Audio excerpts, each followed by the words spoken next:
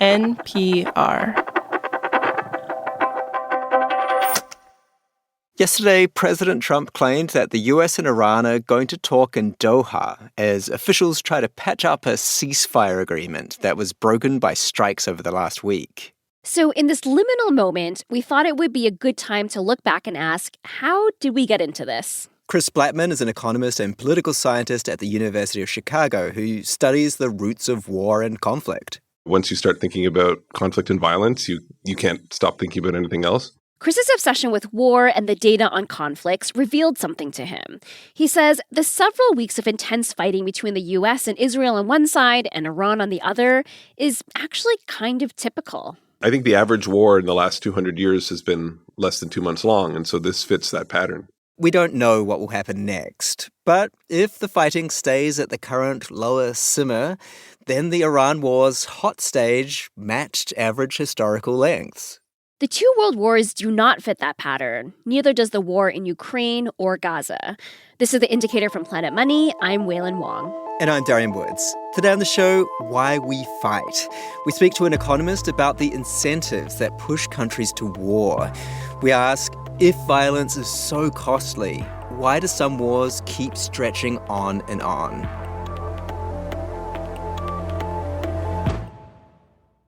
Support for NPR comes from IBM. On Smart Talks with IBM, Malcolm Gladwell explores how organizations are using technology to solve complex challenges. I spoke with Sergey Ghosh, Heineken's chief AI officer. If you can connect all the different applications, all the platforms, remove fragmentation, scale very quick, that's what we call the best connected drawer. That's where IBM is really partnering with us. Listen to Smart Talks with IBM wherever you get your podcasts. This message comes from Edward Jones, where they believe rich means opening yourself to new possibilities. That's why your dedicated financial advisor meets you where you are, helping you move forward with confidence. Let's find your rich. Edward Jones, member SIPC.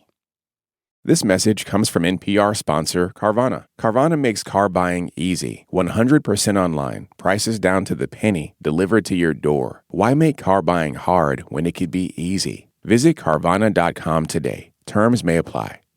Chris Blackman got into studying war by accident when he was studying industrialization in East Africa.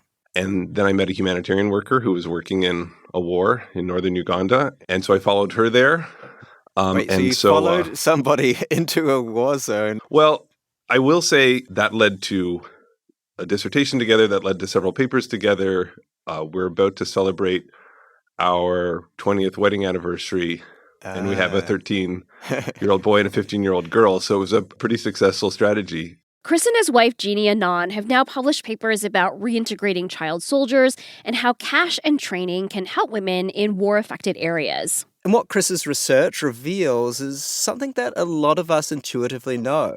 War is actually, there are no winners, right? There's always a better solution. There are circumstances where victory and some amount of luck makes you better off after the fact. Most of the time, that's not true.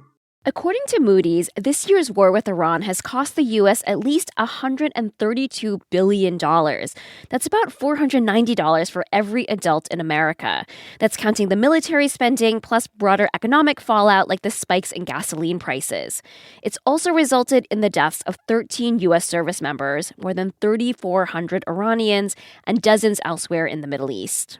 So if war is usually economically bad for both parties, the big question is, why do countries fight? I mean, it's important to remember most of the time they don't, right? So North and South Korea have been in a formal state of war for decades. And there is intermittent small bouts of violence, which I would call skirmishes. But generally, they have not fought at any scale.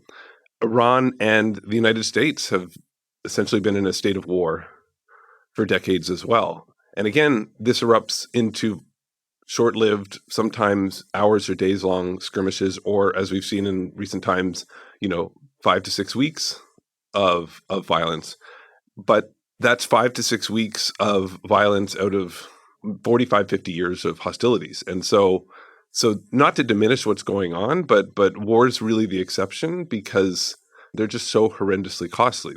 Chris is reluctant to make too many statements on the war in Iran. We're still in the middle of it. Who knows what's going to happen? But the broader point he's making is that groups disliking each other is typical. Groups loathing each other is typical too.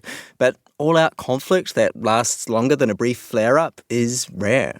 So that raises a question. What went wrong in wars like Ukraine and Gaza?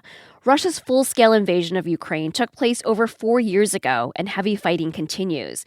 Israel and Hamas were in a hot war for 2 years and are now, on paper at least, in an uneasy ceasefire. If we start from the idea that wars are horrendously costly, then there has to be something that gives one side or the other an incentive, however temporary, to decide to turn to violence. Chris says the first reason is when leaders don't have the incentives to work in the best interests of their country.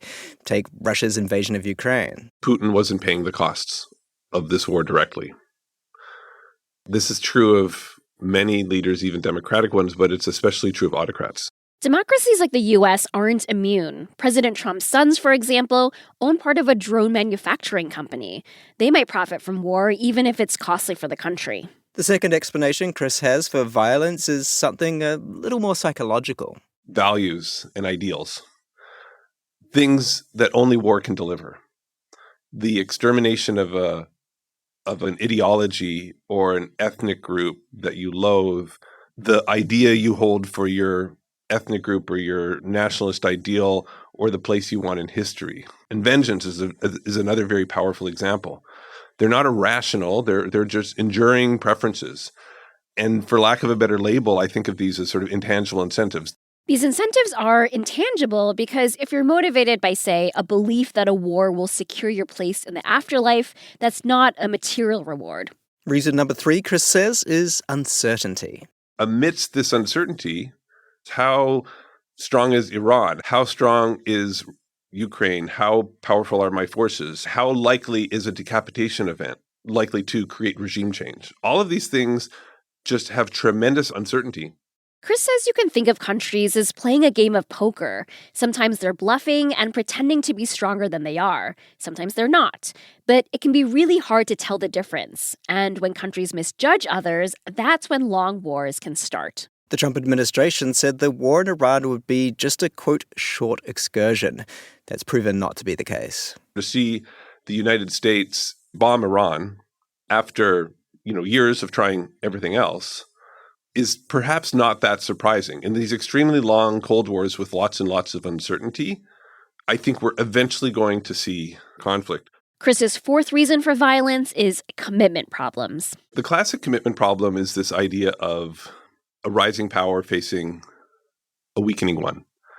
If you're a weakening power and you look forward to the day when that rising power is going to dominate you, you have a choice. Am I going to take you out now and prevent your rise and maintain my dominance? Or do I wait until the day when you might dominate me? And some scholars have called that the most important cause of war in human history. And they'll point to the Peloponnesian War in ancient Greece or the world wars. Yeah, the Thucydides trap is the famous example. The Thucydides trap. The Thucydides trap recalls how ancient Sparta felt threatened by the rise of Athens, which led to the Peloponnesian War.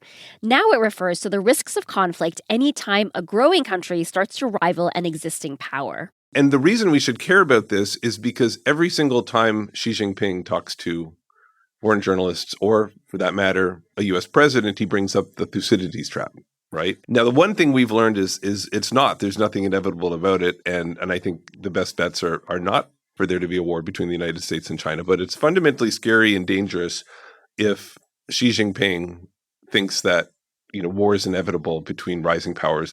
Chris's fifth and final reason for why we fight is misperceptions. Again, Chris brings up the Russian invasion of Ukraine. Most people say that Putin was overconfident. They say that he was overconfident either because of his psychological bias or because he was getting bad information, basically because people weren't pushing the real truth up the chain.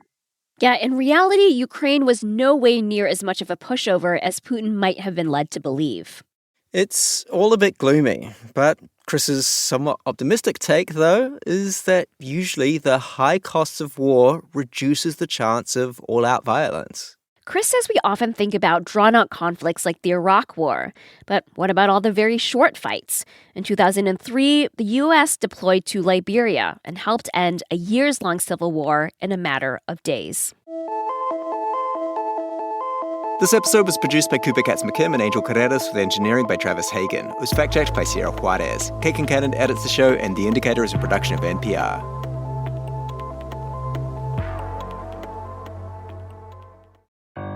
There is so much news that we're following. Yeah, but we only have 5 shows a week. Only 5. So we should do 20 shows a week, I guess? Is that what you want, Waylon? Yeah, give me a Red Bull. We'll get right on it. Yeah, well, we want to bring you more news and analysis each week. And that is why we have officially launched a newsletter. That's right. Every Friday, we will bring you the news we couldn't get to, answer your listener questions, put out call-outs, and tell you what we're doing outside of work.